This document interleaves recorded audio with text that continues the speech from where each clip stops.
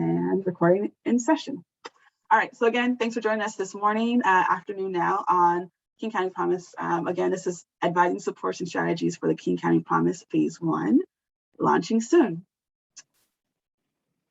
So, bit of housekeeping. Please make sure you mute your computer or your device, and go ahead and introduce yourself into the chat with your name, preferred pronouns, and the school or organizations you're representing today.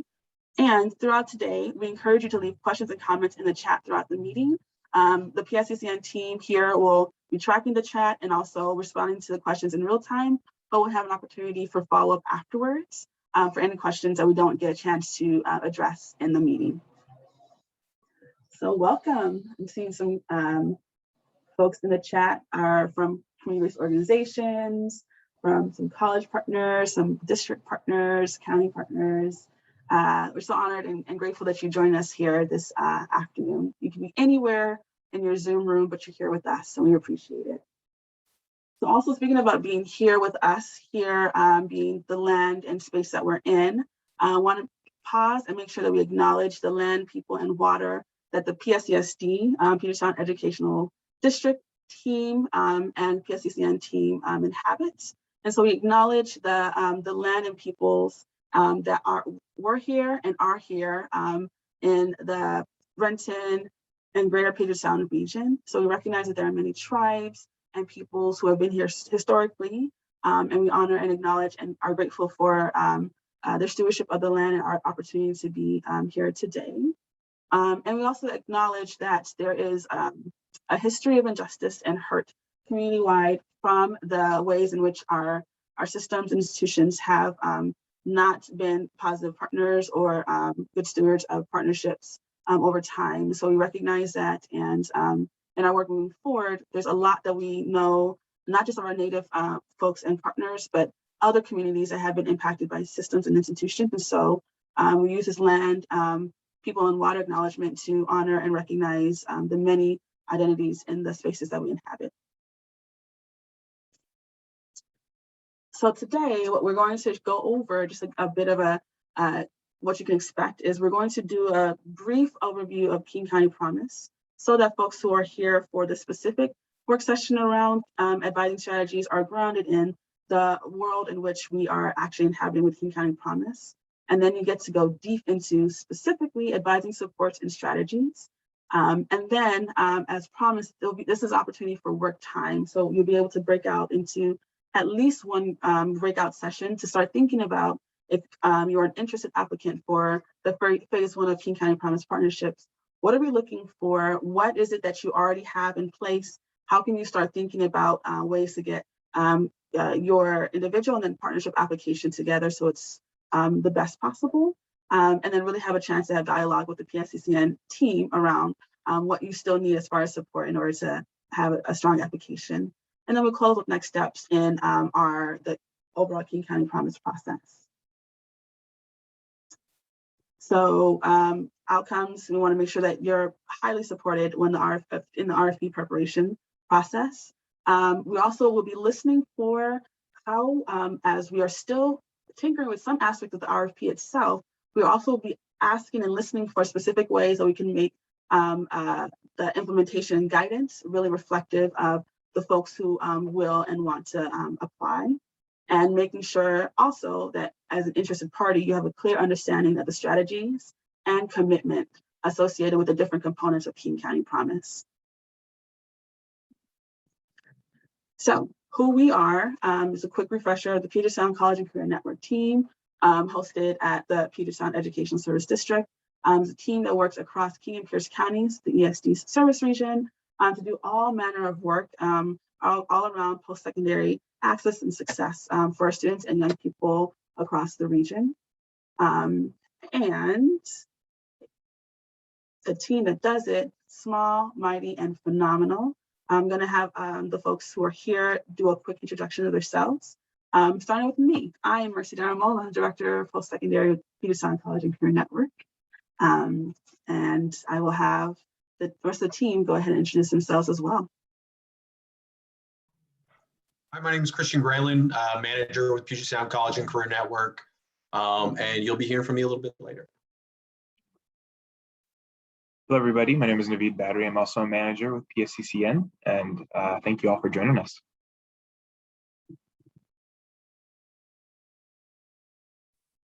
I'm Leela Christ. I am a program coordinator for PSCCN. Hi, everyone. I'm Haley Karcher, and I am a PhD student at University of Washington in education policy, and I am joining the PSCCN team as a research fellow. So excited to have the team here to support in supporting you all as you are interested in King County Promise. So next. So a bit of a reminder of the mission of King County Promise is that districts, CTs, and CBOs supported by PSCCN will work in partnership to ensure that King County students and young people are able to obtain their post-secondary credentials through shared strategies, through data, staff, and funding, with a focus on racial equity, continuous learning, and implementing system change in order to create a sustainable, comprehensive post-secondary access and success system that's highly supportive, equitable, and accessible. So we're really thinking about that full landscape of post-secondary access and success for our students and young people in the region, and thinking about how we can also think about our system as well and the King County Promise overall, something we're really excited about as we implement over the next few years. Collective vision is fourfold: that all youth of color and other historically underserved young people receive high quality support to choose, pursue, and succeed in the post-secondary paths. We want to make sure there's a substantial system capacity built across K-12, higher education, and communities to ensure that there's more equitable supports. We want to make sure our institutions are able to make significant improvements to coordinate, align, and simplify the journey to completion for our students and young people. And end of the day, long term, we're looking to demonstrate to Washington State that the programming and evidence-based practices and staffing levels that are needed to achieve high post-secondary enrollment and success rates. So we care about what we're doing today, phase one, over time, the implementation of King County Promise, but we really want to make sure that across King County and eventually across Washington State, all students and young people have access to high quality supports and systems that work well as they go through their post-secondary journeys. Also, as we mentioned, long-term, we are thinking about a phased implementation plan for King County Promise. So right now we're looking at a Q4 RFP release with partnerships to be selected after the RFP in Q1 of next year, planning over Q2 and 3 of next year, and as well as launch of next year, 2022. And then programming will continue in 2023 for phase 1 partnerships, while we also will open another RFP opportunity for the second round phase 2 partnerships in Q4 of 2023. Those folks who apply and are selected for Q1 or for phase 1 partnerships will have the opportunity to renew for another 3 years for a total of a 5-year grant for King County Promise. And phase 2 partnerships will run from 2023 to 2027. And that's really the first 5 or 6 years of King County Promise. But again, we're thinking long term. So this is just the first couple stages. Now, a little bit about the RFP process. And so King County Promise is will be disseminating PASTA funds in the RFP through our partnership with King County DCHS. And so King County DCHS, we're planning to tentatively release our RFP for the phase 1 online in October of this year for partnerships interested in the fall 22 implementation. We're still confirming RFP details, but what is known are these parameters. So one, once RFP is released, there will be a virtual info session for interested parties to learn more about the opportunities to apply with the specifics of the RFP. Those, as always, will be recorded and made available for viewing. There will be also technical assistance in the RFP process for interested parties at no cost.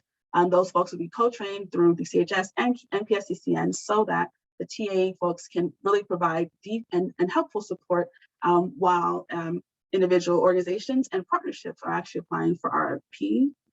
As you're building your model, building your materials together, building proposals, and also having that fun partnership conversation to have a strong and joint RFP.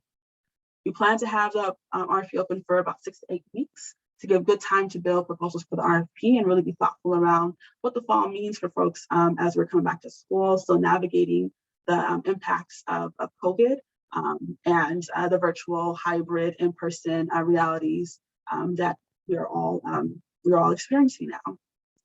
And then, if you are new to contracting with DCHS and still have outstanding questions, there is a page, Contracting with DCHS, to learn about how contracting works and to see any additional RFPs are open.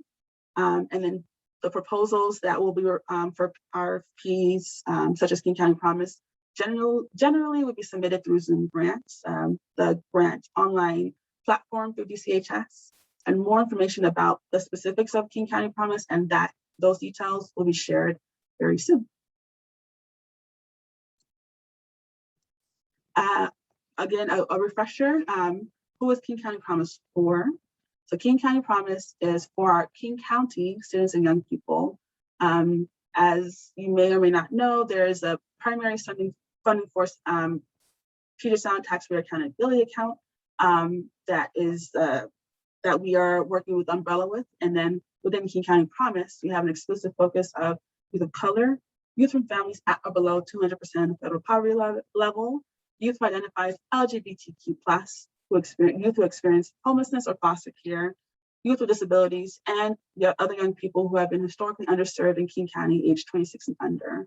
And our specific populations are also high school students in community technical college across King County, and an opportunity youth and working young people. One thing to note that's come up as questions oftentimes is you may have a population of students you're thinking about or may work with that you don't see specifically called out here. And so that if those students fit within primarily this population and then another population that you may work with, then the answer to your question of are they represented in Promise is yes. So just want to, this is our population and is intended to also be broad enough to really address and support students who have not been historically well served by our systems that we're trying to write in Promise approach. So some of the end states that we're looking at is for students is that there will be post-secondary attainment rates of King County Promise served youth and young people at 70% with no gap between prioritized young people and their peers across the county. At our partner level, we're looking for our districts, post-secondary institutions, and community-based organizations to have strong collaboration and create a cohesive, equity-focused K through 16 education system, supporting post-secondary transitions and success for young people. And then finally, at the system level, as mentioned before, we're looking long-term to make sure that Washington State can see that Promise models, strategies, and outcomes can be sustained and replicated so that all young people, not just those who are lucky enough to attend a King County Promise partnership, are able to have access to high-quality post-secondary education and family wage jobs in this region. And so I'm going to kick it off to talk a little bit more about the advising strategies. And then in a few slides, you get a chance to hear from Christian, who will take off the rest of the content. So the eligible partners for King County Promise we'll start on the right side of the screen. So at Promise works in partnership. So we are looking for entities to apply as partnerships, but within each partnership are these eligible partners that we are looking for. So one is K-12 districts, also all public K-12 districts and our charter schools receiving public funds, serving students in grade 9 through 12. K-12 and Ctc students serving CBOs, any nonprofit community-based organization currently serving King County High School and or Ctc students with college access and or college success support services. There's another focus on opportunity youth serving CBO, so any nonprofit currently serving King County opportunity youth, and we define it as youth and young people who are disconnected from school and or not employed in a living wage earning job. And providing them with college access and or success support services. And then finally, looking for community and technical colleges in King County. So all community and technical colleges in King County. All entities within a Promise partnership will receive direct funding, both from DCHS through PASA funds and also through other promise raised grant funds. Again, I'm going through quite a bit of content, but as you have questions, please feel free to put them into the chat and we'll have good time later on to have some work time to talk through some of what we're sharing here. So eligible students, those students who are who are prioritized for use of the grant funds are for our students who are in K-12, so 12th grade students who will receive intensive advising support must be within one of the promised prioritized population, as mentioned in earlier slides, must be enrolled in a King County Promise high school no later than September of their senior year, and must also plan or be able to complete the Promise Pledge by September also their senior year. The Promise Pledge is the vehicle in which we'll be able to know which students are in the cohort that are receiving Promise Advising supports. And then there's also the opportunity for 10th and 11th grade students within the Promise prioritized population to also receive whole school supports through the advisors who will be funded through Promise. Opportunity youth, those who are eligible are age 16 to 26, and we intentionally wanted the range to be broad enough to capture the growing population of youth and young people who are not engaged in school at the moment. And so they should be currently enrolled in a re-engagement or alternative program or not enrolled in school, not currently enrolled or employed or not employed in the job with family sustaining wages, do not already hold a 2 or 4 year degree, and should complete a Promise Pledge 1 quarter prior to enrollment to indicate their intent to enroll in either the Promise K-12 district or into a Promise CTC. And then in CTC students, those who are eligible, the first priority are Promise students who are enrolling from the Promise partnership. So that pipeline in from either the Promise Partner High School or the Promise Partner Opportunity Partnership with 0 to 45 credits. And the second priority are Promise students enrolling from a Promise Partner High School or Opportunity Youth Program, then the 45 to 90 credits. Third priority are students within a Promise population that are not enrolling, but have 0 to 45 credits. And then the fourth priority is 0 to 90 credits, still within a Promise population, but not enrolling.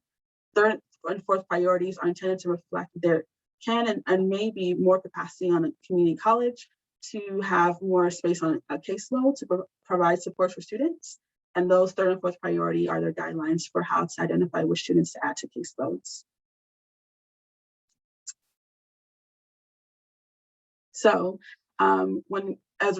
this is my last section, and then Christian, you get to hear from Christian to dive more into the advising strategies. But when thinking about creating a strong representation of phase 1 Promise partnerships, what we'll be looking for are for partners to be able to identify what are the demographics of the Promise priority population currently within across the partnerships, and what are the current post-secondary readiness and completion outcomes for that population.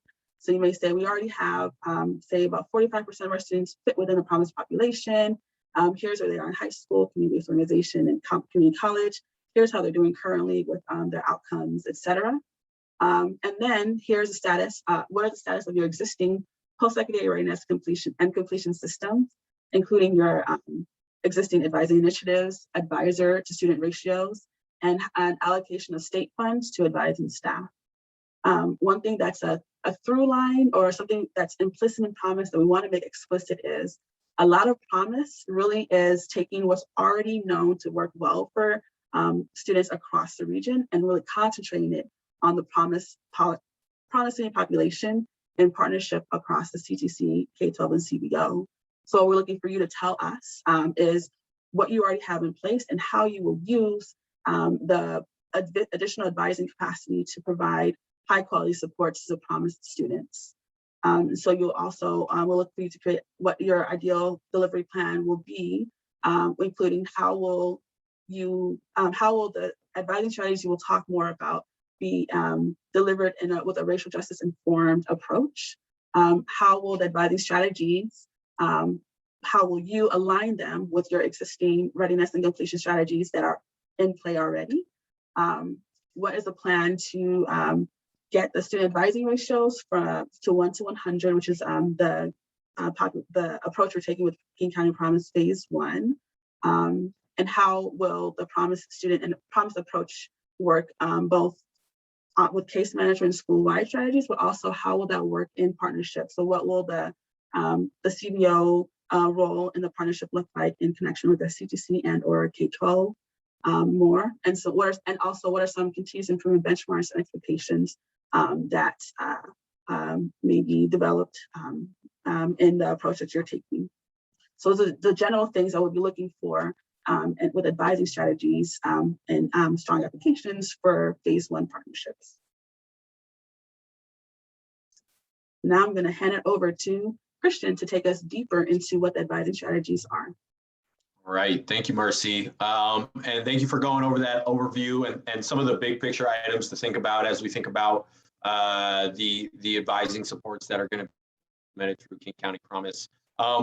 So next, we're going to dive in a little bit on some of our different partner populations. So we'll talk about what advising looks like at the K-12 level, what advising looks like at the CBO level, what it looks like during like the transition period between secondary and post-secondary, and what it looks like at the CTC level. So getting started with some of our K-12 advising outcomes, and these are big picture outcomes, things that we're thinking about as an intermediary of where we think we can move the needle. These aren't necessarily things that we want our partner institutions to be super concerned about, that, you know, I have to make huge changes in all these areas, but it's more of our North Star in terms of how we're thinking about some of our strategies. So in regards to K-12 advising, ensuring that students are academically on track, that they are actually receiving the supports that we say that they're going to receive with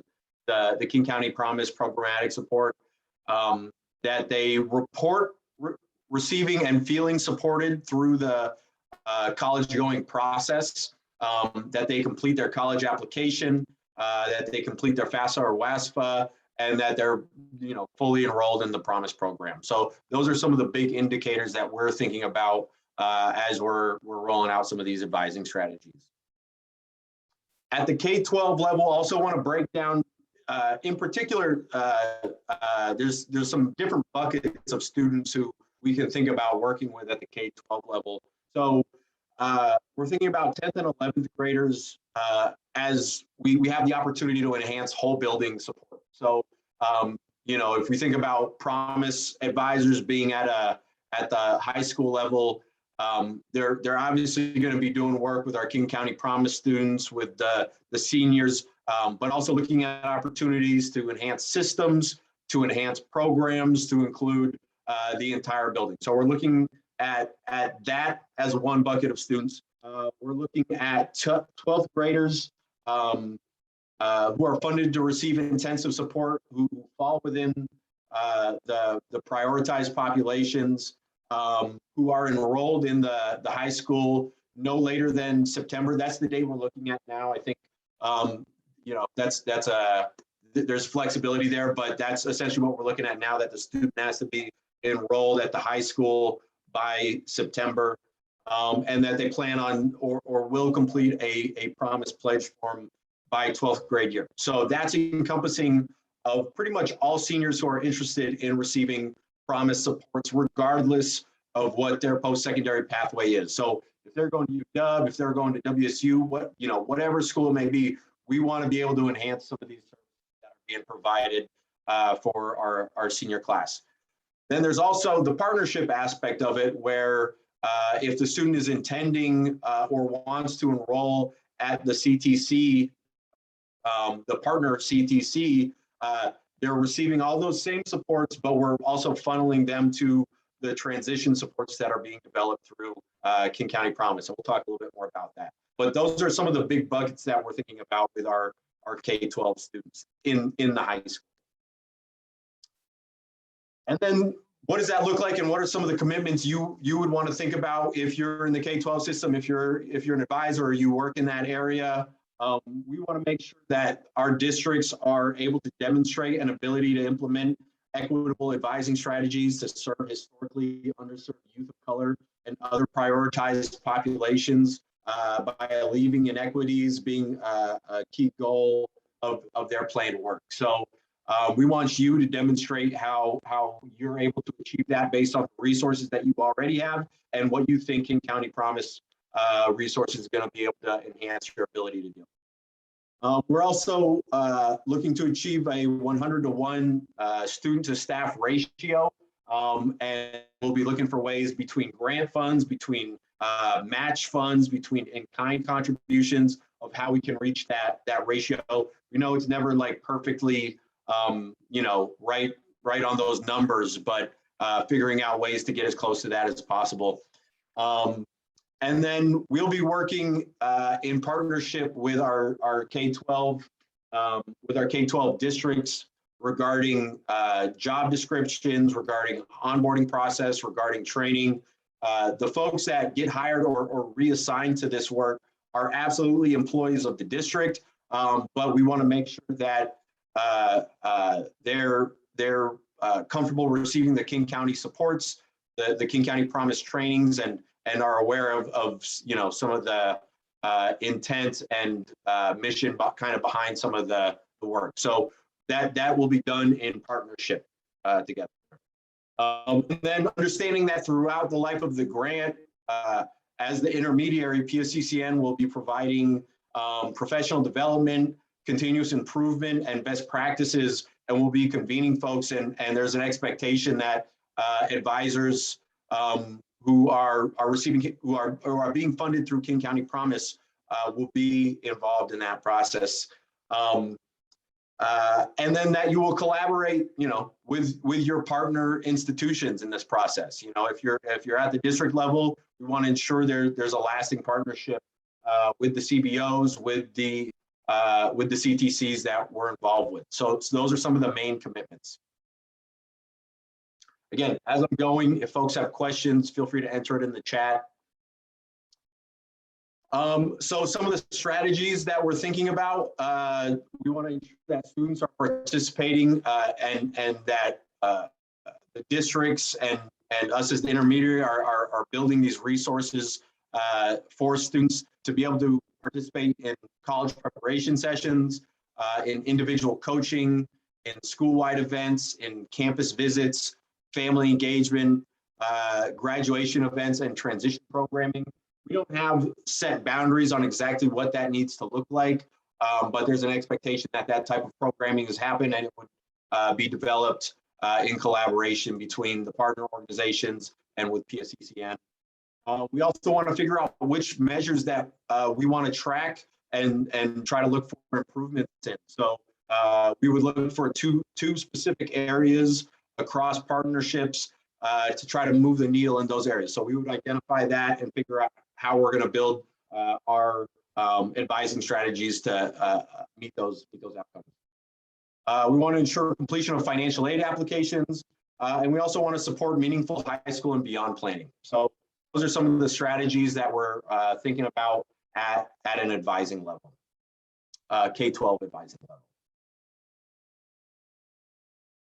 All right, so now we're moving on to CBO and opportunity youth support.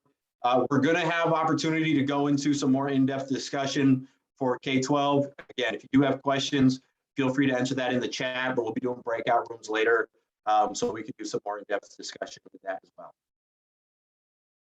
So CBO advising outcomes. So very similar to the K-12 advising outcomes. CBOs, they could either be serving opportunity youth who are students who have not been in the education or maybe disengaged from the educational system. And we can also have CBOs who are in the high schools serving those students. So you can see we have the asterisk next to academically on track. If you're an opportunity youth student, our notions of academically on track may be different. So than the traditional notions of what a high school student may be thinking about as academically on track. So That's one to make note of, is going to look a little different at the CBO level who are serving opportunity youth. And then who do we mean when we're talking about opportunity youth? So ages 16 through 26.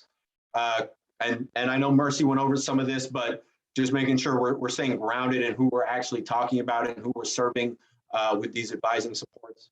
Currently enrolled in re-engagement or alternative program, or not enrolled in school, not currently employed or not employed in a job with family sustaining wages.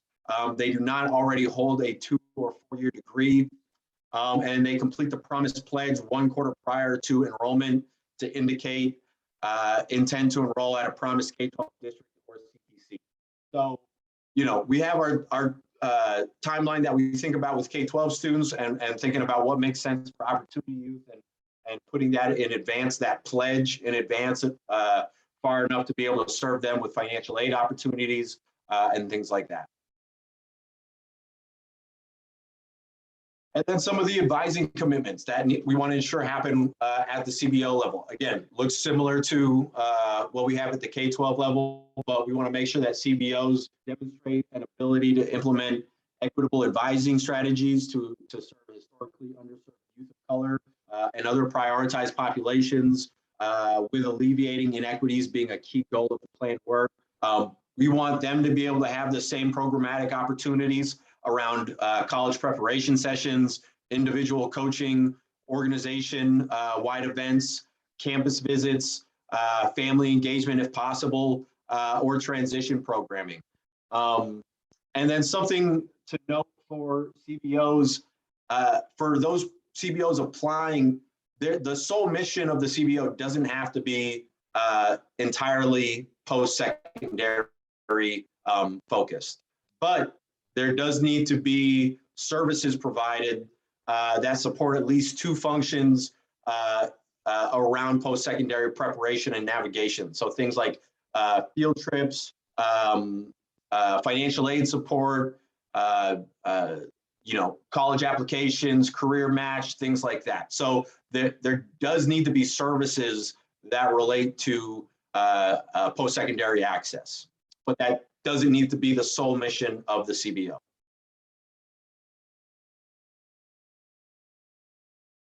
And then again, thinking about what are the commitments involved for CBOs, trying to reach that 100-to-1 ratio, and noting that grant and matching resources may look a little different at a CBO versus a K-12 or a CTC. Again, we would work, PSCCN would work in collaboration around hiring, around onboarding and training and developing those positions.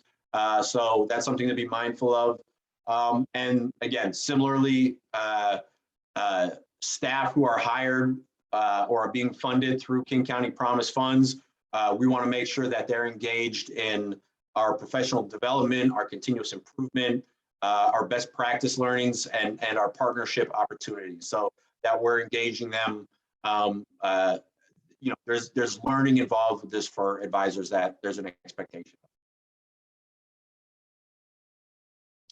All right, so looking at post-secondary transition support. So this is specifically looking at some of that in-between space. This is traditionally, when we talk about like summer melt or things like that, this is area where traditionally it hasn't been owned by anybody. It hasn't been owned by the K-12 system. Maybe CBOs have been doing a lot of the work. If anything, CTCs haven't necessarily owned that summer melt space.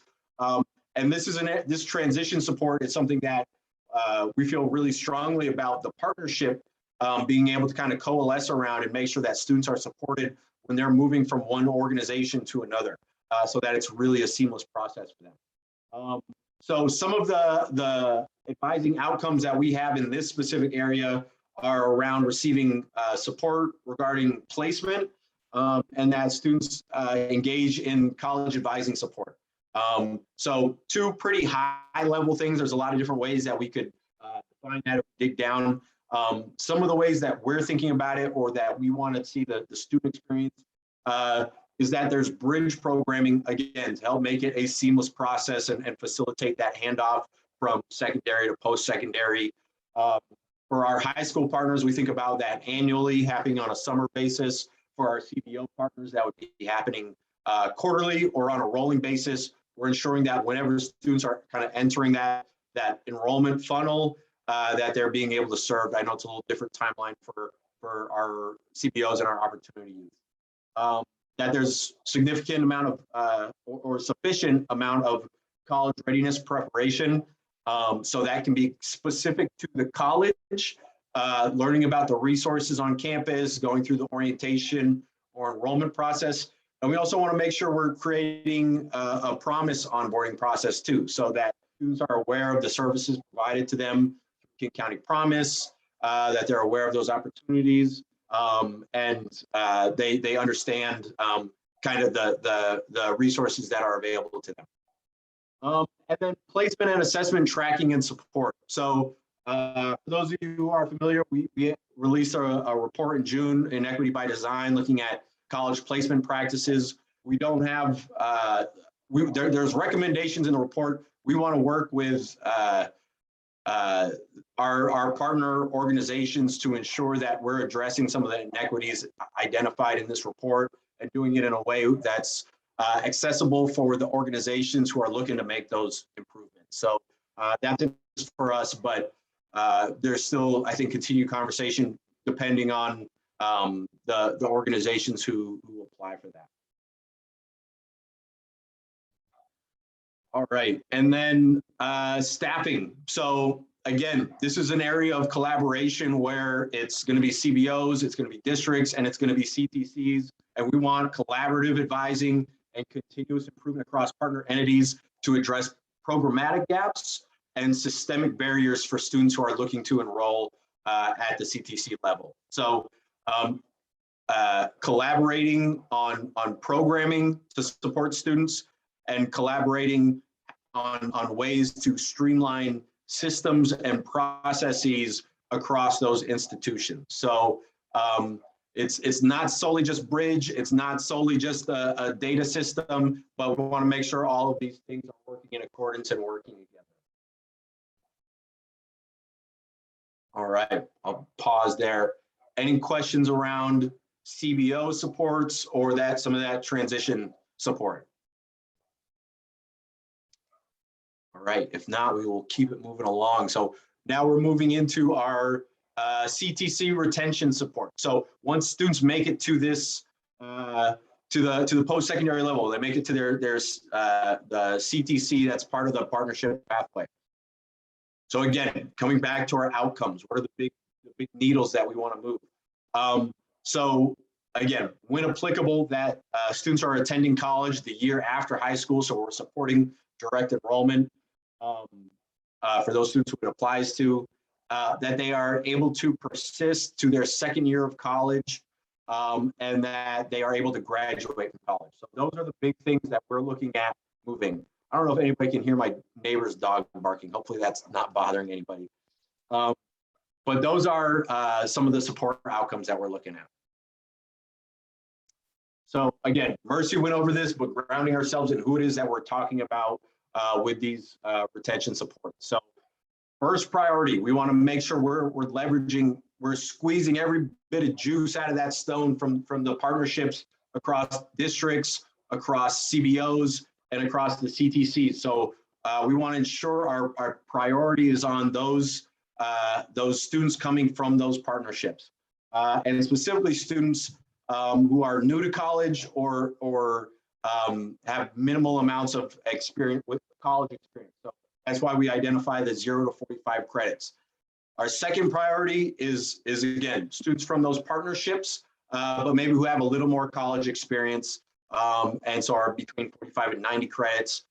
Third priority are students within the promise population, but are not part of that partnership pathway. We know that there's a ton of students on CTC campuses. These are the main, the promise population is some of the main populations that our CTCs serve.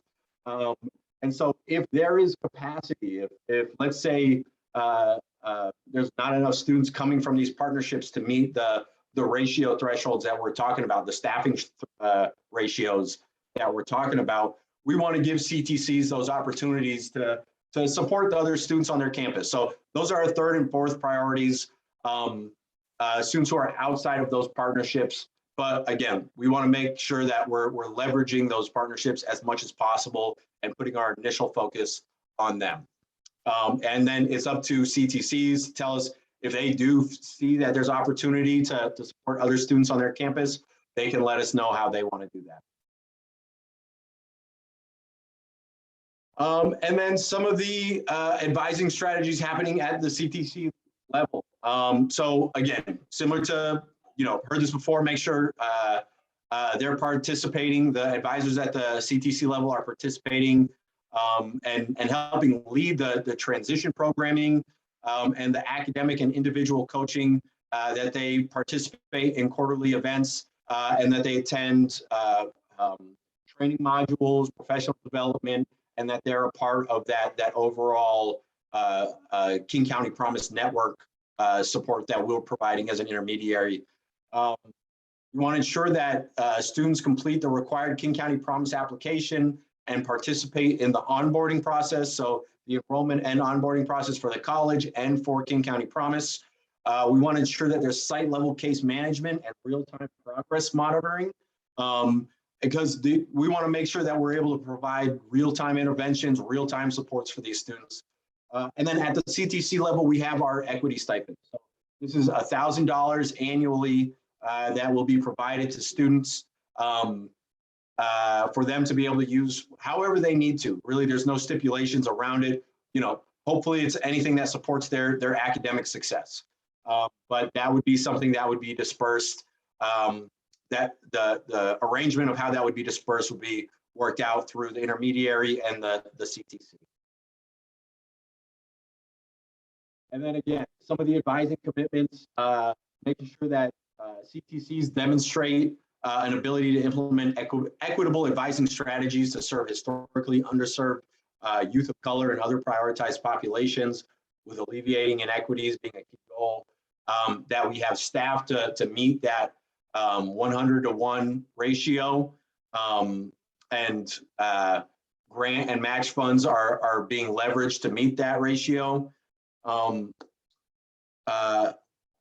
Similar with the other partnerships, we're working together with CTCs as the intermediary to develop job descriptions, to support the hiring and onboarding process, and we're also supporting that professional development, continuous improvement that's happening throughout the life of the partnership and the funding process. So that is most of our, talking about our partnership advising. Now, a little bit about that support that we're talking about through PSCCN. Our main goals are to ensure that there's overall cohesion across the programs and partnerships, and that we're working together to meet our broad and long-term goals. That we're maintaining a focus on addressing equity gaps, and that we support efficient and effective use of PASTA funds, and we're fundraising to meet gaps where necessary, and using those in an equally responsible way. The role that we would be playing as PSCCN, providing technical assistance, partnership support, professional learning, and providing you high quality resources and materials, facilitating systems improvement, continuous improvement, and cross-system policy alignment. So it's a great opportunity. If folks have been involved with PSCCN before, this is a lot of the work we do of bringing folks together to ensure that there's systems are working together in order to serve students. Improve access to data and facilitate practitioner-led cycles of inquiry and improvement. So data access and building that muscle and how we use data to serve students. Communications and private fundraising and support of high leverage and local public and private of those funds. And then advocacy and sustainability regarding the model.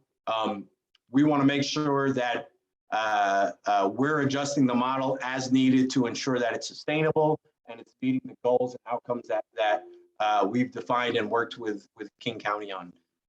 And convene King County Promise Advisory Group and collaborate closely with King County. So we'll have governance structures that we're looking at with partnerships with King County, with King County, with various work groups, and so we'll be facilitating some of those groups as well. All right. Again, this is some of the stuff that Mercy went over before. So I'll just, yeah, I'll skip over that since we addressed that already. But now let's see, how are we doing on time? It is cool. We're a little early, so we can jump into, we have some work time and some Q&A time. I guess we can get started with just any general Q&A before we jump into breakout discussions. And we'll have time to come back to this as well.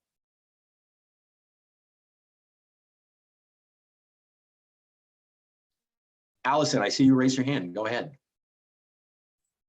Yeah, I'm sorry. Specifically, just I got a few questions, but starting with the progress monitoring, considering how different every CTC has uses different technology for that, what is the approach that you all are imagining this will look like?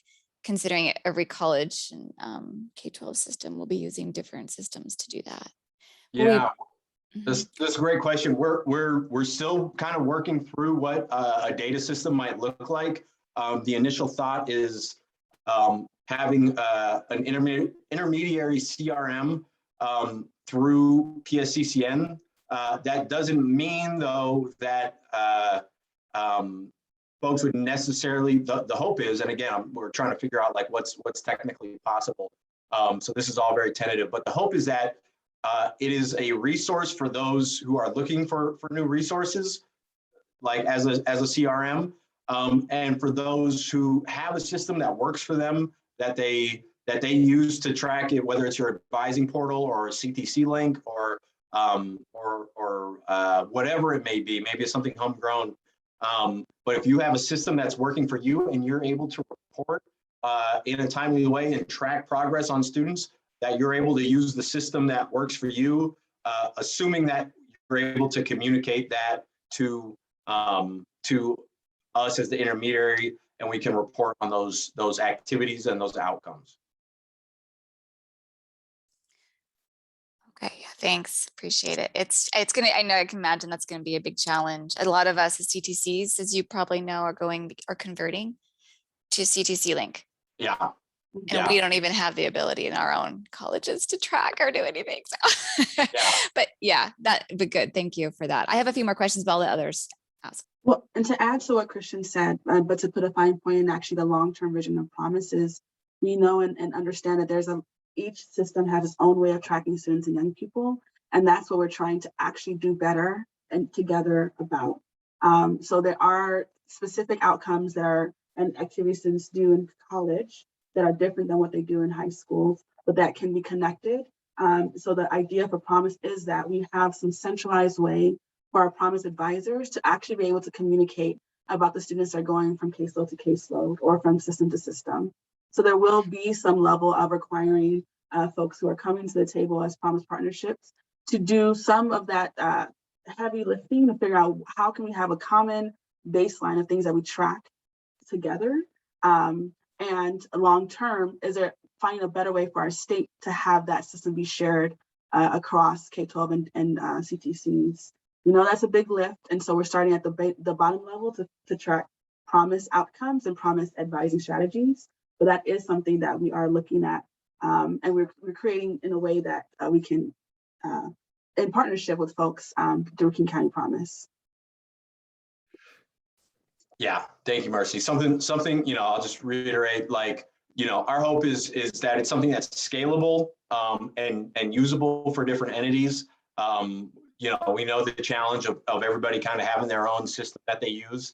But there will be some degree of having to meet halfway, and whether that's setting up like automated data extracts or up, or reporting in one system, but it will hopefully help kind of across different entities. So, but there's also different needs based on K-12, based on CBO, based on CTCs. So there, I won't dive too much in depth into that. We are going to have, I think it's our third or fourth session around some of the more systems level stuff. And so that's when we're hoping to go a little more in depth into some of our data work. Yeah, Therese, go ahead. Hey, Christian. Hey, Mercy. First of all, deep gratitude for you both in sharing this in the team. Second of all, I was curious how King County Promise will be inclusive or isn't, I'm not sure at this point, of students that may choose to do a gap year or may decide to postpone their post-secondary pathway entry. And I just want to keep context in mind with COVID and all of that. And I'm curious if there has been discussion about that.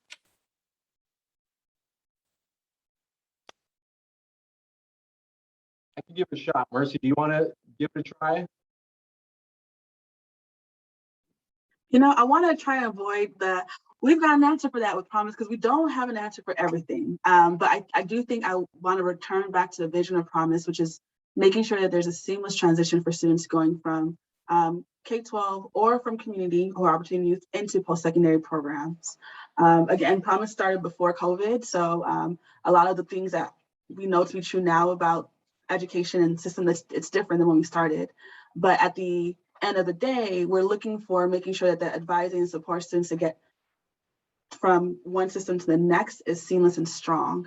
And so I think there's an element that we will have to learn alongside partners. What does it look like to have students who are choosing to not go to post-secondary, but really the purpose of the program is to support students to make that transition seamlessly in Promise. So yeah. I think you put it well, Mercy. Like, don't have a super solid answer for that. The hope is we're building a system that don't exist, but also, like, I think some of the intent around King County Promise is that we want to define it enough so that the guardrails are pretty clear, but we want to make those guardrails where if that is a priority of a partnership, let's say you're involved with, I could easily see a scenario where those students who do take gap years out of the K-12 now we have a partnership and a relationship with a CBO that works with opportunity youth, and that CBO can then do outreach to those students. So we're not going to tell you like how to do it or how not to do it, but the partnership will hopefully provide opportunities for some of that type of work. Mm-hmm. Thank you both. Yeah, it can be tricky, and I think just having that inclusion of that population is helpful too. And I've seen it a lot this year too, and last year, and just like maybe even future enrollment was delayed. So I just really appreciate you both with your transparency there. Mm-hmm.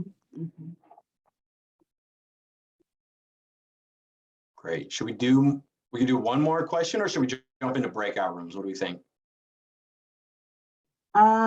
We can do one more. There's a question that came in around some of the funding, and so what are we talking about overall with available funds? And we will be talking about that in one of the later sessions, the work sessions, and also have more details around the available funds when the official RFP announcement comes out. So I know that's like, it does help to know how much we're actually talking about as far as available funds ahead of time, but just with the way that we're working with this process, we'll have it as soon, but we don't just have that available right now. Yeah. Great. And then I see Lisa Garcia Hansen raised her hand. So let's have this can be our last question, and then we'll bounce to breakout rooms. How's that sound? Yeah, thank you, Christian and Mercy. I appreciate it. This might be a premature question, but as I'm thinking about, phase one and then going into phase two, is there a desire within the Promise partnerships that you're looking at to spread them across geographically in King County so that, like, for instance, they're not all clustered in Seattle, or kind of like, is there anything that you have in mind, or are you really looking for the RFPs to guide that thought process? Yeah, I'll give this one a shot, Marcy. I don't think there's any specific guard or like guidelines on who your partnerships need to be with. I think there's probably some natural relationships out there between institutions that probably make sense and that folks will probably look to first. But we're not putting any restrictions on you have to do this with your feeder school or within somebody that's like 10 minutes driving distance. So no specific guidance around that, and that would all be managed through the RFP process anyways. So. Yeah, Christian's correct. So it's the RFP process is competitive. So we'll be looking for folks to communicate what is a need that you see based on the promised students that you are looking to support, and how will your partnership address that need. And yes, and because the funds are across King County, we hope to, and we'll expect to see partnerships from all across King County in whatever iteration they may show up in phase 1. Long term, we do want Promise to be all across King County, our districts and our college, our CTCs. But for this one, yeah, we are looking to learn from folks. Are you trying, does a feeder pattern partnership approach work? Does place-based in different ways work? You all will be the ones that we learn from and look to as we see the RFP applications come in. All right, so thanks. Yeah, thank you all for your questions. We'll have time for more questions later, but we can go ahead and let's see. So we're going to do breakout rooms. We'll start off with 30 minutes. I know we have another hour scheduled, but we'll see how they go. If we want to extend it, we can, but that's going to be kind of our starting point. So let's see, Leela, were you setting up the breakout rooms? Or do we have somebody doing that? They're all set up, so they're open right now. Mm-hmm. They're all okay, cool. So go ahead and jump into your breakout rooms. Let's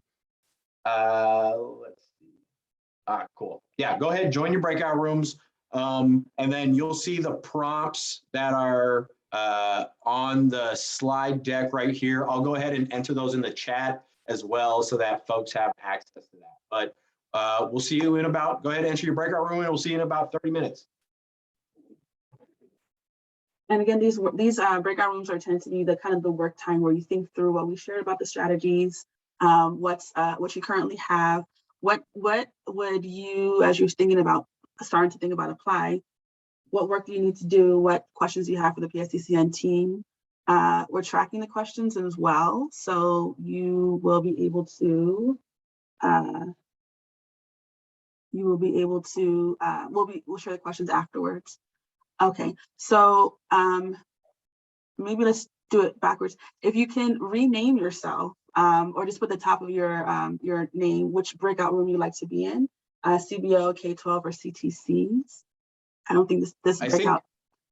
Yeah, I think also if you click on breakout rooms, it should give you the option. So go, okay. You should see that link at the bottom of your page.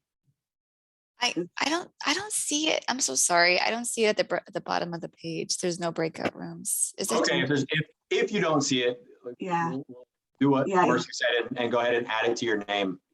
Yeah, go ahead and rename your at the top, just right in front of your name, which room you'd like to be in. All right, so Lisa, we're sending you over to CBOs. Matthew, you're going to CTCs. Jeff, you're going to CBOs. Allison, you in CTCs. Naveed is coordinating the CBO, so you all get to hang out with him. Jeanette, see you over in K-12. Katie, I'll send you over to CBO.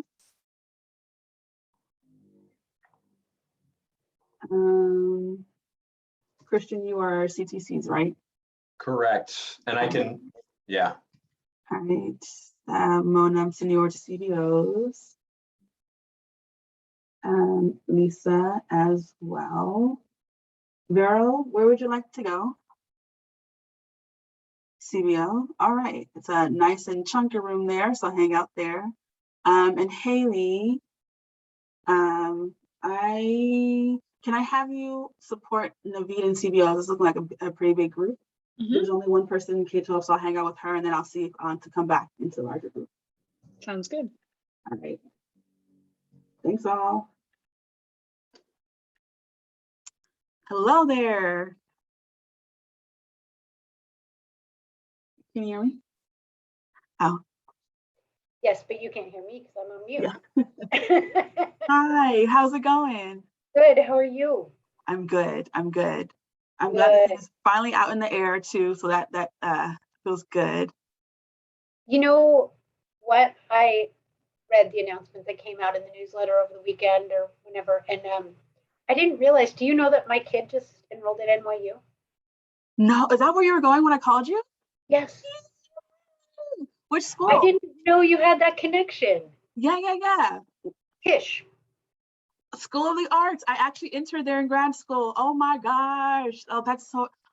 So I need to, you and my kid need to meet at some point. Yes. What program are they doing? Like what medium? Acting. Ooh. I have a former student Adler.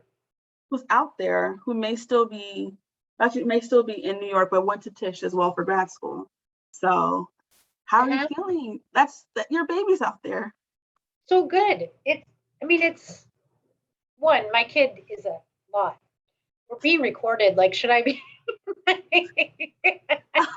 This is just you and I'll take this because it's want to make sure that there's any questions we can record, but yeah, trying to figure out. So no, it's okay. Okay.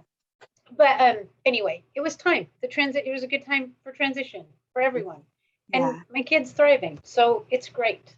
Good. I'm happy for you. Yeah. So anyway, I didn't realize we had that connection. At some point, we should talk more about it. I'd love to. New York, always on my heart. And I'm actually glad to, because of all people, I know that you have been a part of the development. So I'm curious to know, especially with this session, seeing the details that we shared.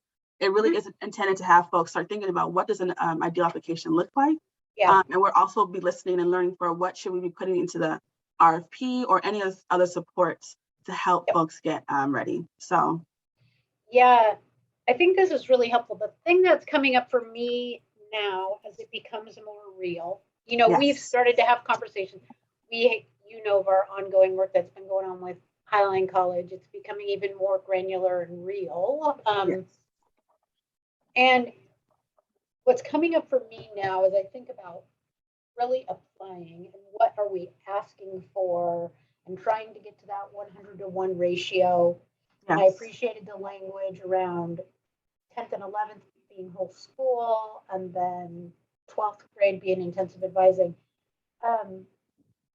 I want to talk with folks in our schools because I think if we learned anything from Race to the Top, it is don't just plunk down more resources without having a conversation if you want implementation to be strong. So talking to school counselors and college and career access specialists in our schools, like, what would that look like for you all to feel supported? Because you've probably heard this, but there's tension, especially with school counselors, I would say, around bringing in people to do this kind of work, which is actually the work that they're trained to do and they like to do,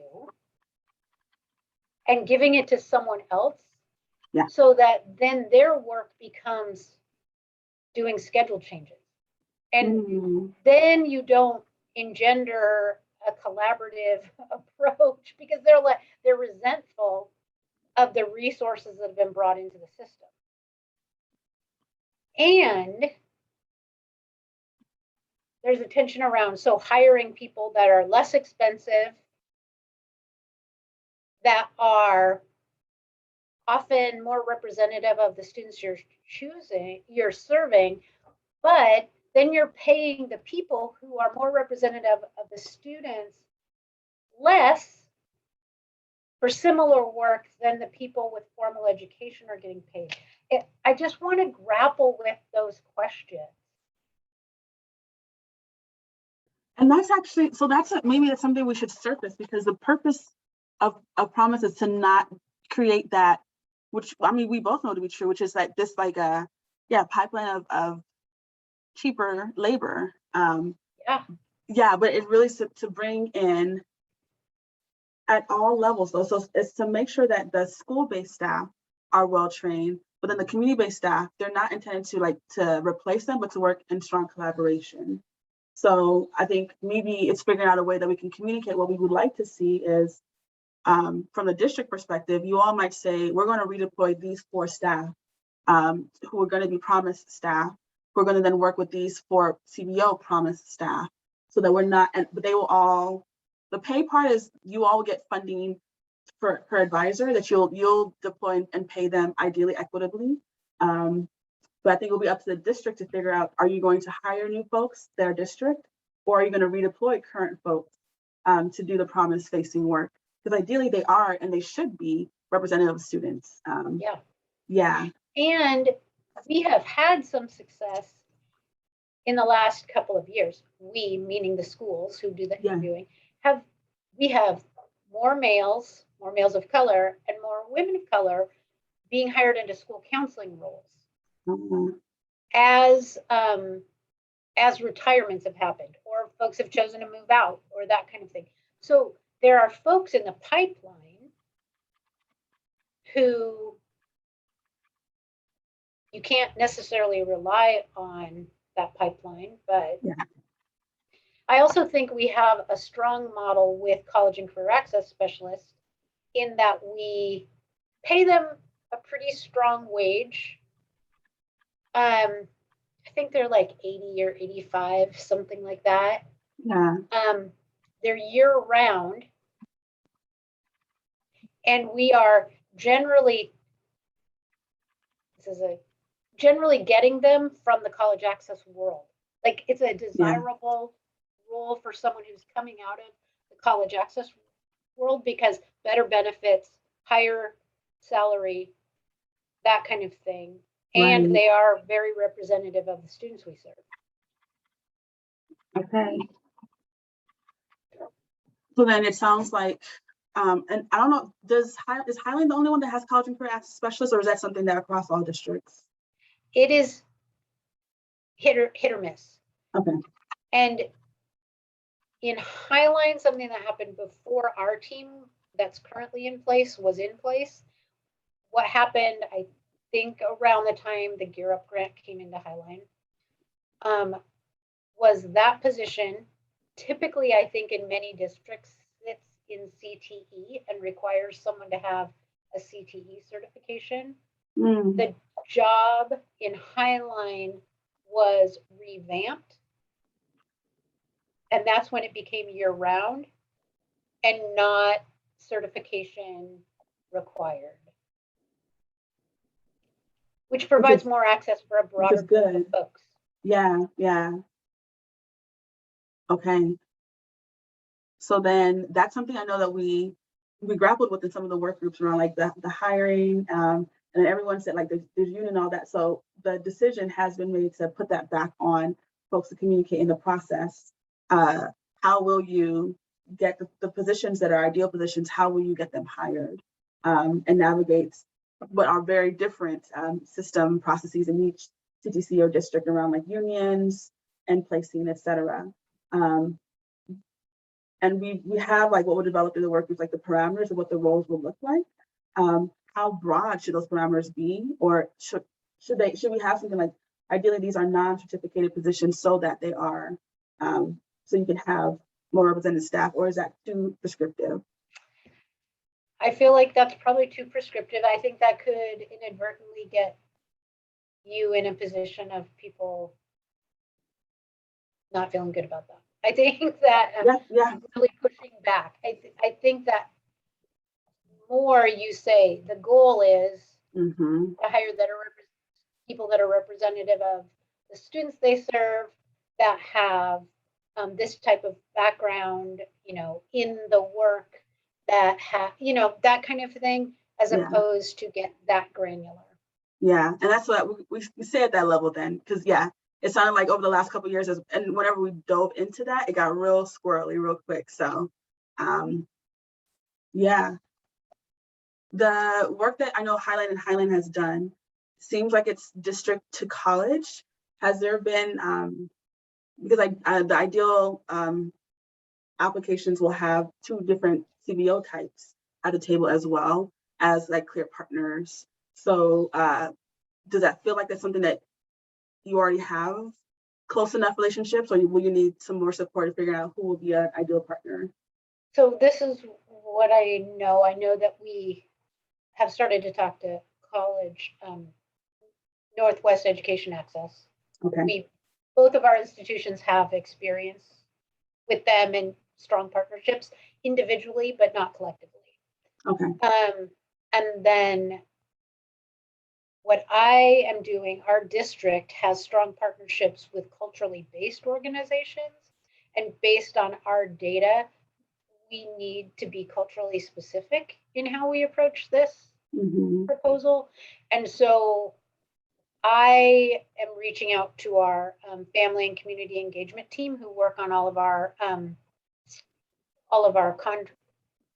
MOUs, you know, with our CBOs, to see which culturally specific partners are poised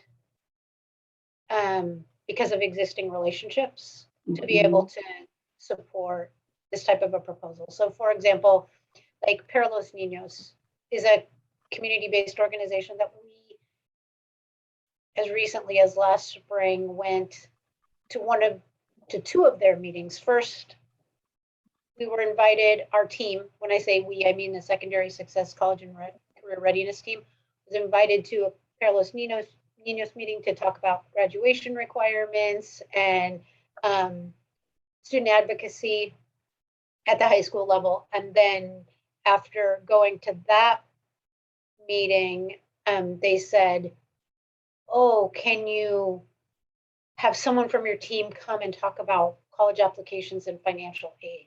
And so, you know, that kind of thing. And because of our team, you know, both presentations were done in Spanish. I was there just to answer the oddball question in English because I'm not bilingual, unfortunately. Right. But the people who were delivering the information were both Spanish speakers. So, you know, is that the right partnership? Because we've kind of started this graduation college access conversation already. Is there a Somali organization that's also potentially well poised? We know that our Latino males are the least likely to transition directly out of high school.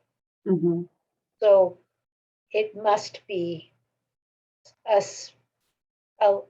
Latino community-based organization. And then are there others who could also be included? Yeah.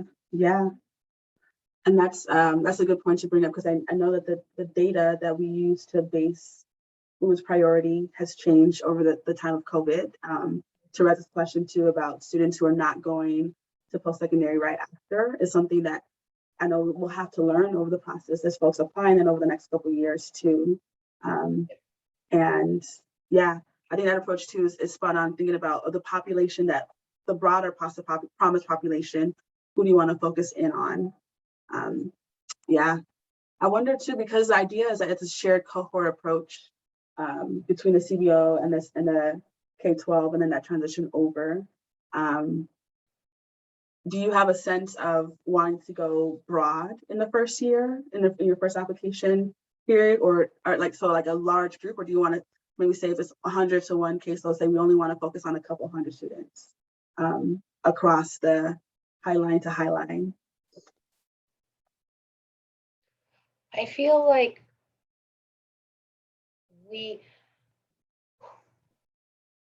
what our experience has shown us over the last couple of years working with Brock specifically is we've really narrowed, and that has been helpful. But I think that, I don't know, this is really just me thinking through your question, so it may not be where we end up landing, but I would think that we could apply a lot of our learning to be broad, but also have components that are narrow. Because I think we have things in place in all of our schools. Like, for example, we have gone hyper narrow this past spring and summer. We were looking at Latino and Black males who said they wanted to go to Highline College from Highline High School. Oh, one And- high school to that. Okay, that's very, yeah, that's good. That's targeted. Very Right. targeted. And Mauricio worked really closely. Mauricio is the College and Career Access Specialist at Highline High School, worked very closely with the financial aid and student services folks at Highline College Yeah. to support the connection. But I think that some of the roadblocks that we've been clearing for this group of students and where we're going by fall 2022 or spring, summer 2022, we really could cast a broader net Mm-hmm. Mm-hmm. and serve more students. And I think like even the pilot program that we did last spring Mhm. with Highline where PSCCN was there. Yeah, I think that's the systematic things are those roadblocks. I think that will allow you to actually, yeah, have that one through line of students if that's how you apply, but also like there may be other pockets that you leave open to whoever's in the population, the possible population that you kind of see each year. Like we want to add in maybe half is this priority population we already know, and then half is whoever might need additional help. Mhm. Yeah. We also left it. Oh, go ahead. Well, I was just gonna, did Sativa ever show you our direct enrollment dashboard that we worked with our data and assessment office to develop this past year? I don't think so. No, but as you say that, I realized I was I facilitated with CCNI Evergreen, and they had some beautiful dashboard. Is that the same thing? Probably. Okay, can I see, is there like a blank copy that I can see? Let me, I can download a PDF. Okay, I'll send you a PDF. okay. Because that's essentially, that's the crux of Promise. It's really a way for whoever's advising on the community-based organization and high school side to be able to see in real time, but also share that with the students or the staff on the CTC side as well. And our dashboard does not go down to the student level. Not yet, but there's elements of it that I feel like is not common yet from what I've seen. So yeah. Yeah. Um, I'm writing myself a note so I don't forget.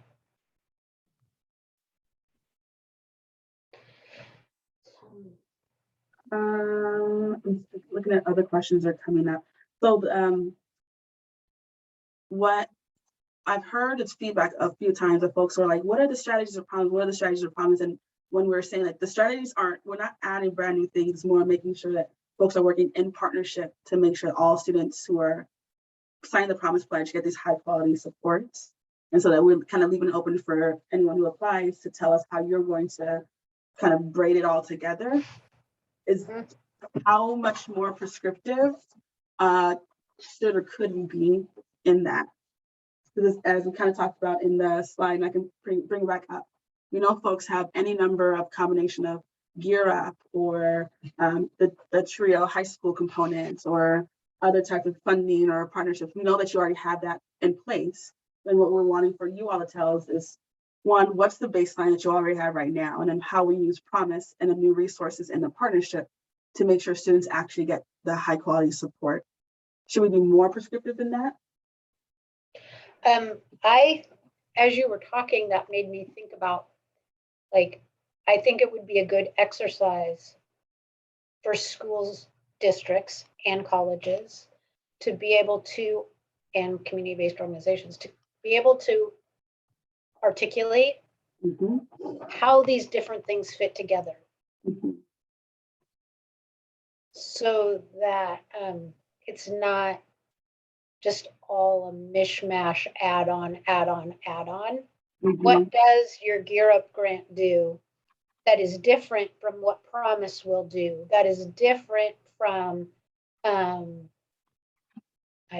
don't know, any number of things, right? Like Trio, that is different than, so it's not just serving the students who are already being served more. Mm-hmm. Yeah. Mm-hmm. Okay. That will be different. Something that I just occurred to me that I hadn't thought about before, and I don't see it mentioned, maybe I missed it, on any of the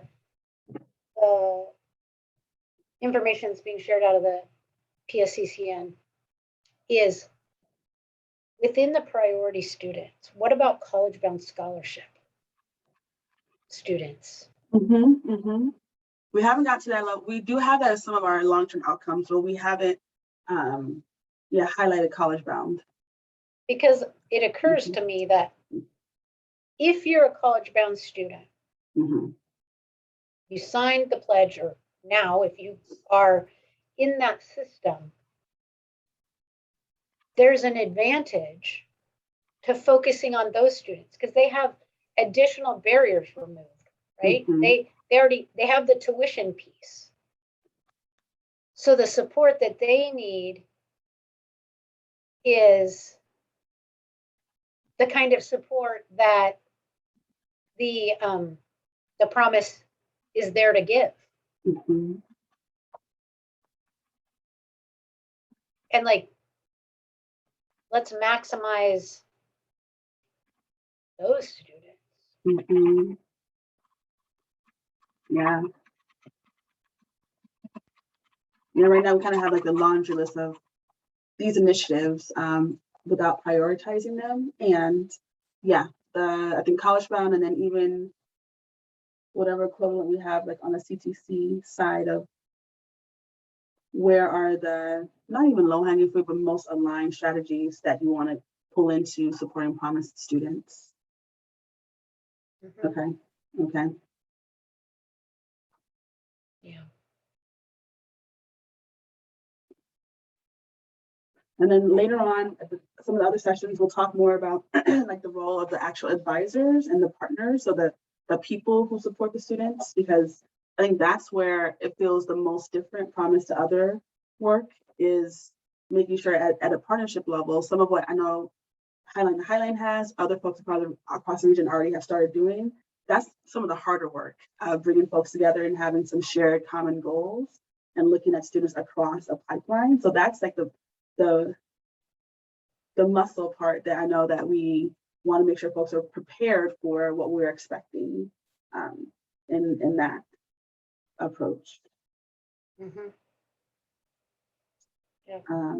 Okay.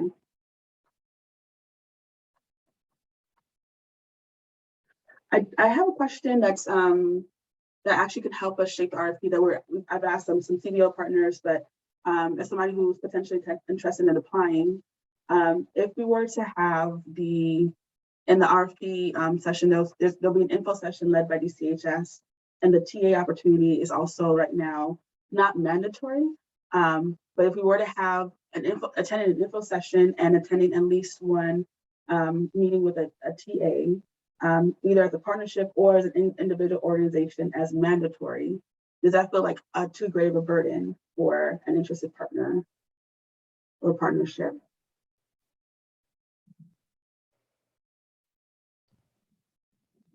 Okay.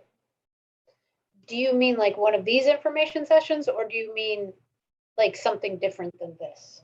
Something, so the idea is once the RFP is actually open, folks will be able to see, folks will be able to see like all the actual requirements. And the hope is that because we know there's folks who are already at the table who've known what Promise is, but many others who haven't been, we want to make sure that we want strong applications at the end of the day. Right. And so making sure that there's a touch point with a TA person who can at least be a brainstorm person, or just like are you good to go? That's great. But we don't want it to be something that's additional barriers for the different small organizations or others. I think if it's either or, then they can choose to do both and, or they can choose to do one or the other. And it sounds the TA, technical assistants, would be flexible. Like they could have it fit their schedule, their needs. Yeah.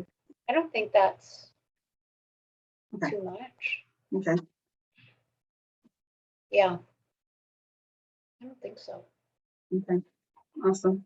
They were trying to respond to like the larger system organizations that have more resources that are different than the smaller or the CBOs that might not be as flush with time and people.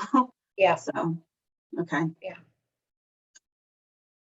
And then, so we're going to switch back into the larger group because there's the element of making sure that folks understand strategies across partnerships. So is there another group that you want to check into or to listen to?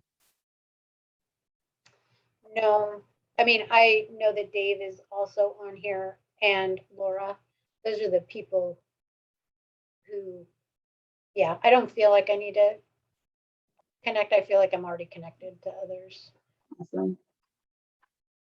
And okay, so I'm going to send out a quick message, and then I'll head back to the larger group, and you can hang out here now, or if you want to come with me, you are welcome to as well. I'll leave the room, and then it's just going to be Q&A. This Q&A, yeah. Okay. All right. See you there. Thanks, Mercy. Thanks. We're back in. Let's see. How does that work? That is the recording following you? Is that how it is, or was every breakout room being recorded? We'll find out. I actually don't know. That's a really good question. Oh, that's a really good question. Yeah, I'll know. I'll ask the team. I'm hoping that. Yeah. I mean, I think that's one upside though of it being of COVID and virtual, because otherwise, if you didn't attend, you couldn't see the information. Right. But yeah, I'm hoping it followed everyone. Yeah. And how's it going being back in schools? Crazy and very, very stressful. Yeah. Are you down the road? And because I'm right down the street from the Highline District Office. I don't know if you know that. I live across from Highline High School. I saw you were in Burien. Oh, promise. Yeah. Also in that thing. I learned so much about you in your announcement. I'm now at Woodside, which is by the Skill Center. Okay. Okay. Awesome. Well, welcome back. Yeah, that's not too far from me either. Welcome back. We're just ending. I think all the breakout rooms are closed. Yeah, is everyone back in? I think so. Okay. So we can have a quick time to chat about kind of things that came up from the different breakout rooms. And then if we want to, there's an opportunity for folks to go into another room if you want to learn about, talk more about strategies from a different perspective than you did as well. We can do that, or we can use a balance of the time to talk in this larger group. So I'll leave it up to the group, but Christian, do you want to take it away with the Q&A?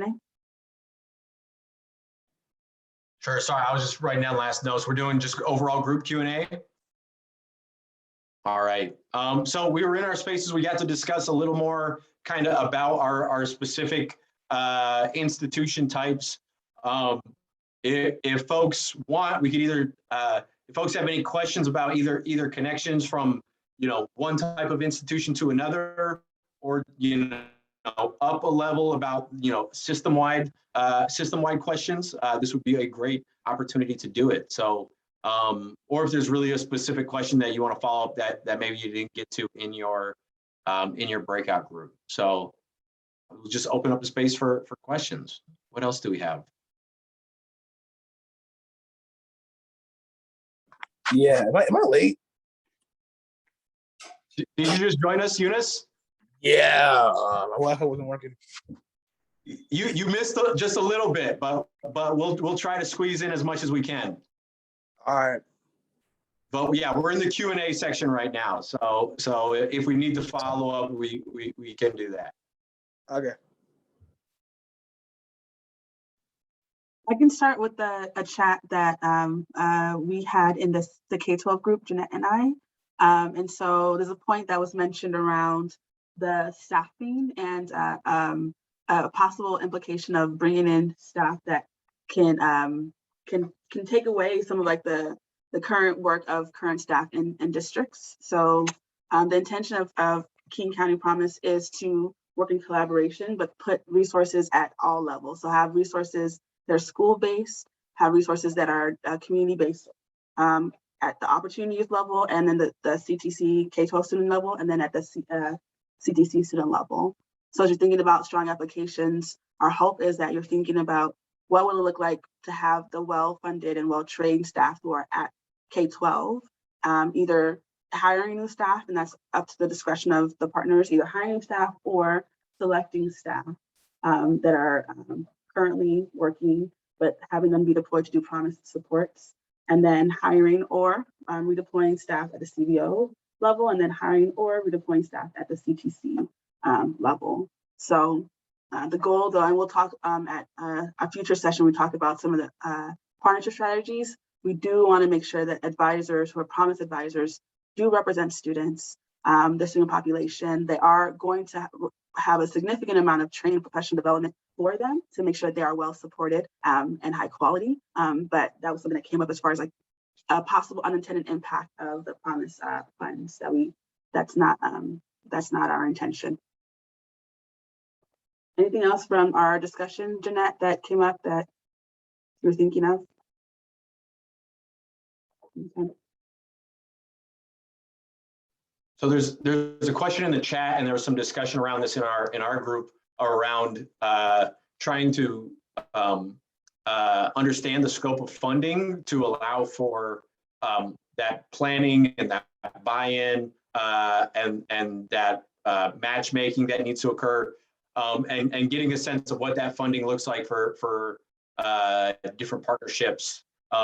So do we have any insight on like when that would be available for folks?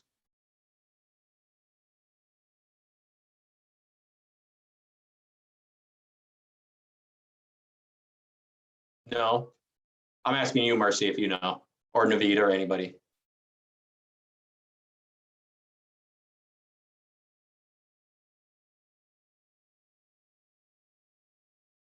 Can you hear us okay, Marcy? Are you talking to me? Yes. Can you hear me? I can hear you. Everyone now. can hear me. I can't hear a thing. I thought you were on mute. It's just me. Well, you can hear me, so I'm going to stop talking. Well, so the question was referring to the question in the chat around when folks would be able to understand the scope of funding, and that being supportive of the planning process and the matchmaking and being able to build buy-in on campus. So do you have a sense of that, Mercy? Absolutely not. All I heard was, do I have a sense of that? But I can hear you now. I heard nothing before that. Oh my God, okay. Well, let's see, Mona's here. I could pop in. I don't want to give any inaccurate information to folks, but we are just waiting for some budget numbers. And so that's why we're not able to release anything right now. So my hope is soon, in the next few weeks or so, but as soon as we have that information, we will share it with you all. Great. Thanks, Mona. I know it does impact, whether folks want to pursue the opportunity or not. So we're trying to get those numbers as soon as possible. Yeah. And we have a work session also. I can't remember. It's our third or fourth. That's going to be around some more of the system level things around funding, data, things like that. So hopefully we'll have more details for you at that point as well. So each of these work sessions, just to follow up, is like a standalone, has its own kind of unique topics. So they're meant to build on top of each other.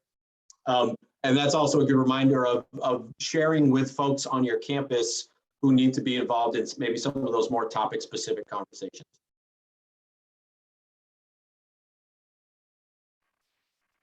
Christian, you intimated in our breakout group that the CTCs would be hiring the advisors and supervising them, of course, in collaboration with all the other partners.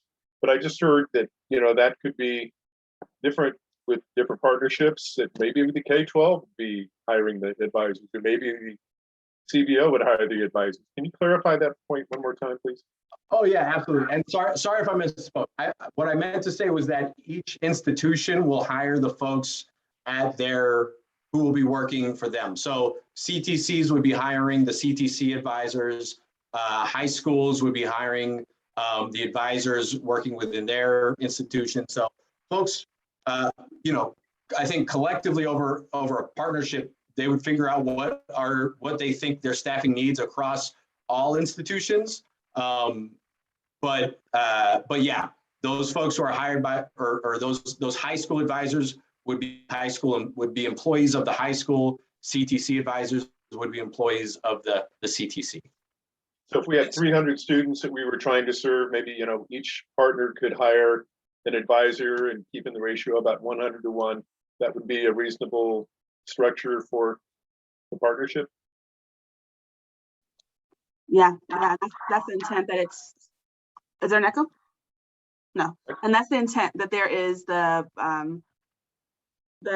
collaboration both from the partnership level of how many across the partnership do you all want to serve as students, support students, and then how many advisors does that equal, and then the ongoing support. We'll talk about that from a system level at one of our later sessions, but as a partnership, also thinking about where will those advisors sit, what will the supports internal to the organization need to look like for those advisors to be well supported as well. So a little bit more later down the line about that too. Great, thanks. Yeah, great question. Hey everyone, this is Therese, and I was in the CBO group. Really appreciated the folks there and Naveed. I wanted to just like highlight, since we were talking about like the 100 to 1 just recently, like I was curious and had a wondering, where did that number come from? And just that's something that I think a few of us in the CBO space also wanted to like, you know, really understand more as we, you know, experience caseloads as well.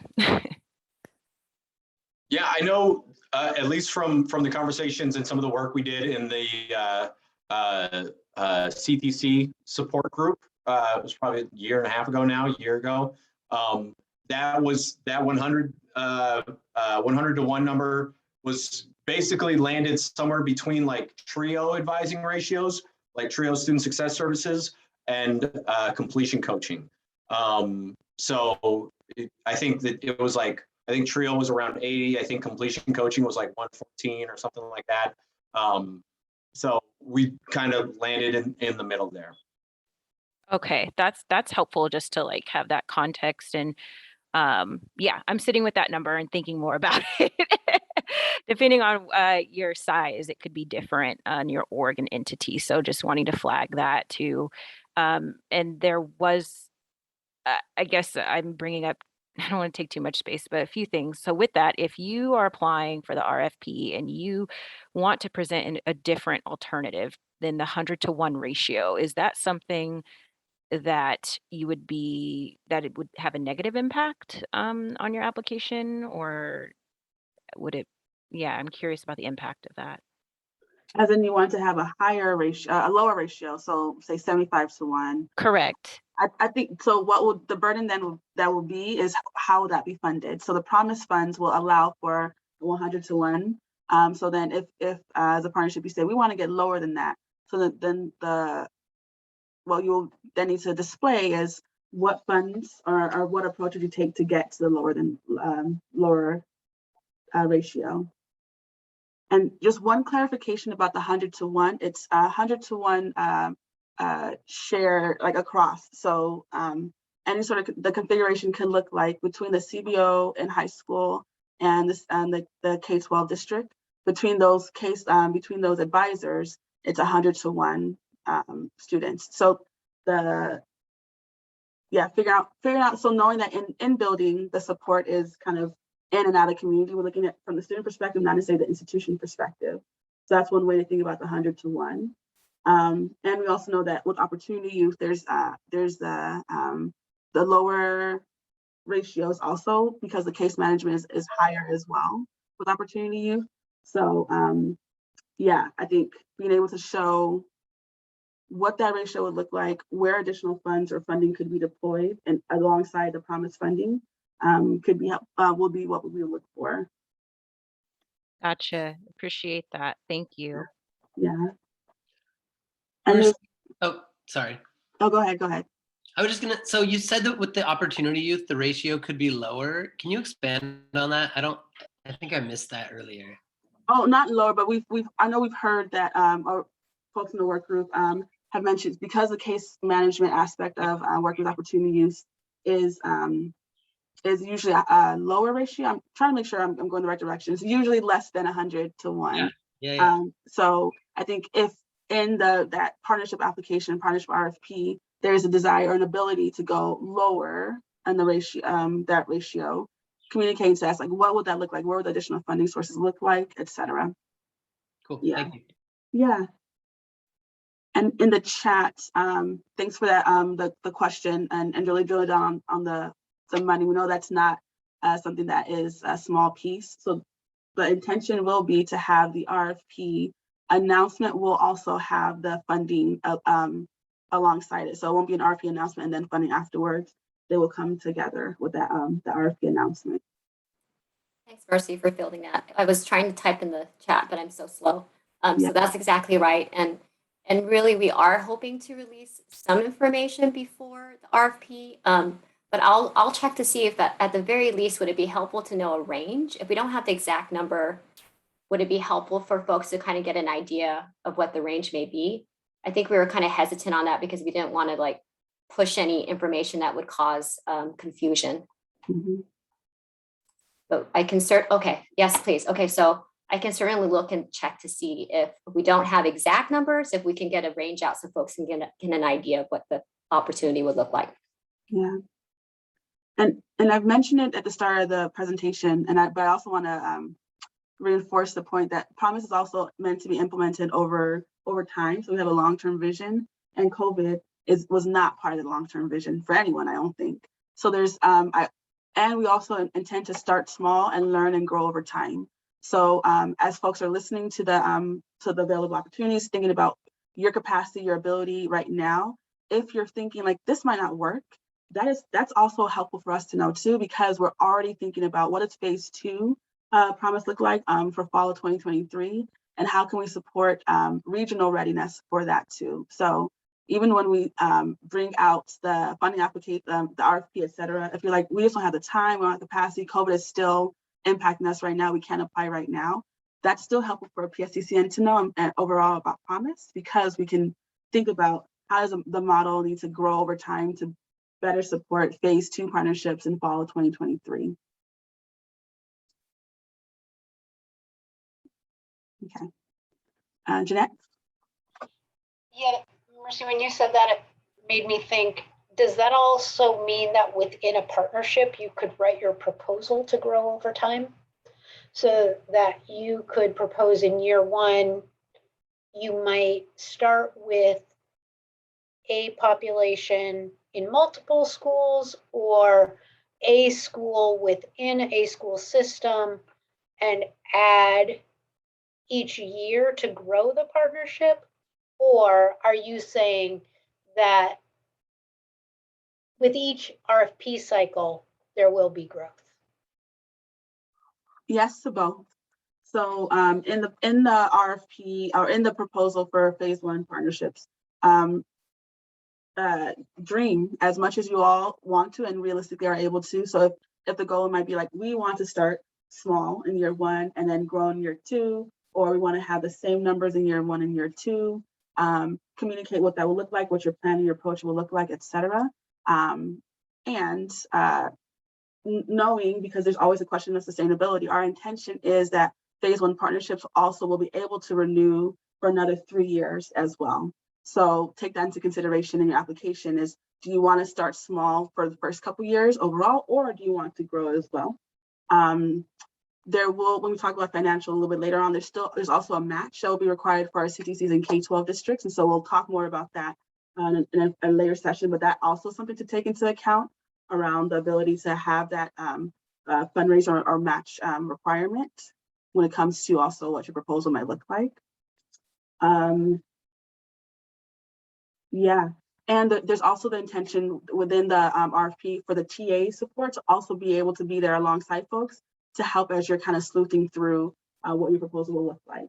So these work sessions are intended to be mirrors of what the work support will look like when the RFP is also open.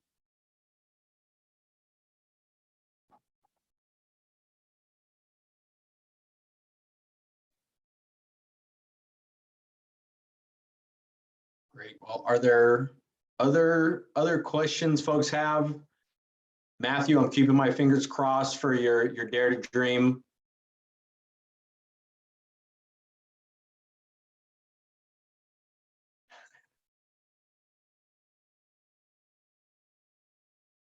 All right. Oh, Sorry, Jen? at the last minute jumping in here. No, you're all good. I know I should know this. How many years are these proposals for? Are we applying for 3 years at a time? Phase one, the first one is for 2 years. So follow programming to launch fall of 2022 to go through spring of 2024, so 2 academic years, with the intentions for a 3-year renewal for phase one partnerships to go through spring of 3 years, 2027. And then phase two partnerships are intended to launch fall of 2023, fall of 2024. I can pull that slide back up, so I'm not relying just on my memory. But yeah, so these first ones are 2-year cycles. That's helpful. Yes. So we went over that pretty quickly. We got glossed over that, but let me pull that back up on the screen so we can see visually. And then I just had another wondering, and that was it, but I want to make sure, yeah, this is up first. Folks able to see that? Yeah. Great.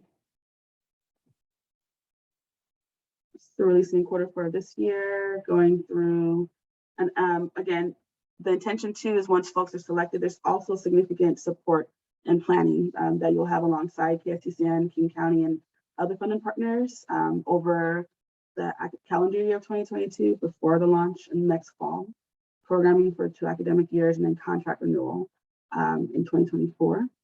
Intended to be a different process than a full RFP because we're interested in long-term sustainability, but it will still be a process of some sort. And then quarter 4 of 2023 will be the release for phase 2 partnerships for partnership and programming launch in 2024 for a 3-year cycle, not 4-year cycle, and 3-year cycle. Am I on my math?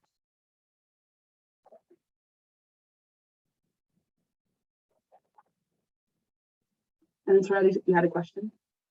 Oh, yes, thank you. I think that it's more thematic around like the outcomes of the KP promise, which you shared so great earlier. And I think I was curious around anything around career access or readiness, and just like if that will be a part of the services that are supporting the students in that program. And I just, yeah, was curious if that had been talked about at all or will be included.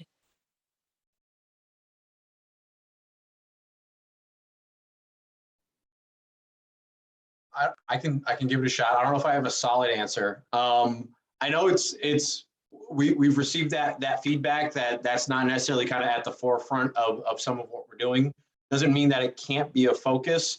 I also know that like it's a core piece of this is integrating in things that are already happening with the work you're doing on the campuses that your students are on. And so even like thinking about guided pathways and how you could integrate something like this into guided pathways work is definitely, again, something that we want and welcome from you all, whether it's guided pathways, whether it's a different initiative, but we want to make sure that this is, again, not a boutique program, but something that's integrated into the DNA of your organization. So if that is something, if that career exploration is or career focus is something that you think is part of your organization's DNA that you want to make really strong and upfront in this, you are welcome, and we encourage folks to do that. But yeah, that's feedback that we've heard is that you know I guess our focus has been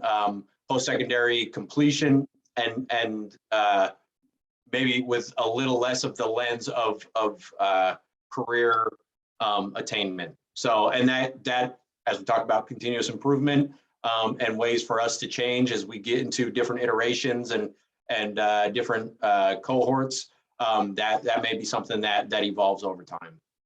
That's really helpful to just hear, honestly. And I know that there's growth potential. I'm thinking on the data in around to like when they're, Washington State's like, all right, where's the data for this? Okay, they got the degrees, but are they working? Yeah. Or do they have secured employment for living wage jobs? And I wonder, like, I guess that's something that we'll be learning about and can be inclusive of depending on your entity. Yeah. Yeah, for sure. Yeah, it's not the first time we've heard it, and it's definitely something we're taking into consideration for sure. Thank you. Let's see, Allison. Yeah, I just want to kind of build on that question with another question. So I'm assuming then when looking at the post-secondary attainment, it'll be certificates would be included in that, possibly as meeting outcomes as well as full degrees, correct? Yeah, any post-secondary credential, that's our focus. Yeah, Thanks. well, I don't want to say anything that's wrong. I do believe there being some conversation around short-term certificates, like it has to be longer than a quarter. I would have to double check on if that's accurate or not, though, so don't hold me to that.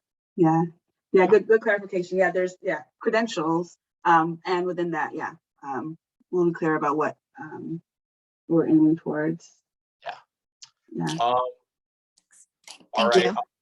Great. I want to be mindful of time. We're at 1:58. So, thank you for pulling that up. So I will hand this over to Naveed to share with us a little bit about some future opportunities to get involved and some ways to stay connected to PSCCN and some of the updates we have. Wonderful. Thanks, Christian. Thank you all for such thoughtful questions today. We appreciate it.